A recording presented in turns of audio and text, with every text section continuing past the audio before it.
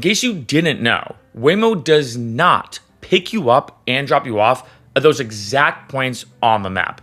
Usually, it picks you up and drops you off around that area. So it might be a pickup and drop off around the corner, or maybe across the street, or a little bit of a walk. That being said, I'm going to show you a feature in the app that allows you to get picked up and dropped off at the exact points that you designate. First things first, pull up the app, of course. I'm going to go to the bottom right-hand section and click Account.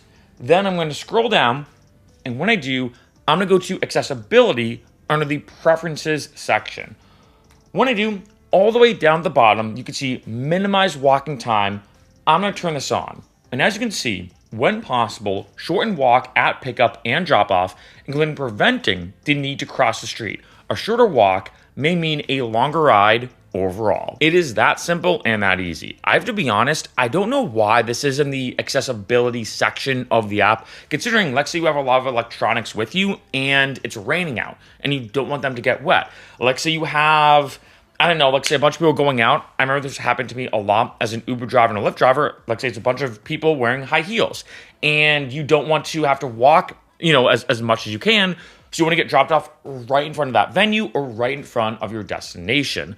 One thing I want to say about this is keep in mind, like I said in the intro, when it comes to Waymo, when it comes to the typical pickup and drop off, it's usually kind of a radius, meaning that your pickup location, you might have to go across the street or it's around the corner.